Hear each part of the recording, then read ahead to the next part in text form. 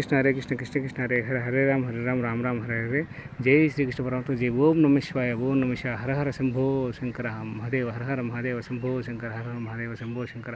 ఇది తాళ్ళూరులో శివాలయం అండి. చూడొచ్చు, అత్యద్భుతంగా ఉంటుంది. తప్పకుండా మీరు తాళ్ళూరుకి వచ్చినప్పుడు ఇట్లా చెమ్మగుర్తు పోయేటప్పుడు ఇట్లా ముళ్ళమూరు నుంచి లేకపోతే అద్దంకి నుంచి మీరు దర్శికి పోయేటప్పుడు మధ్యలో ముళ్ళమూరు వస్తుంది. ముళ్ళమూరు నుంచి మీరు ఇట్లా తాళ్ళూరు రూట్లో రండి.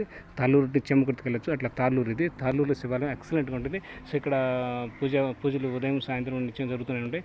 సో ఇక్కడ మీరు పూజారి వచ్చినప్పుడు మాత్రం మీరు దర్శనం చేసుకుని తప్పకుండా హరే కృష్ణ కృష్ణ కృష్ణ హరే హరే హరే రామ రామ హరే. అది బయట ఒక దేవాలయం, అది గుడి. ఇది వచ్చి ఆంజనేయ స్వామి గుడి, ఆంజనేయ స్వామి టెంపుల్. దీనికి ఒక వీడియో సపరేట్ చేస్తాను, తీసుకుని చూడండి.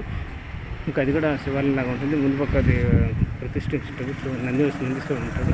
చూడొచ్చు, చాలా చక్కగా ఉంటుంది. సో శివాలయం తప్పకుండా వచ్చేసి శివుని అనుగ్రహం పొంది ఆశీర్వాదం తీసుకోండి. శివుని కటాక్షం ఎల్లవెల్లి మీకు అందరికీ ఉండాలని కోరుకుంటాను. హరే ఓం నమః శివాయ ఓం నమః శివాయ. చూడండి.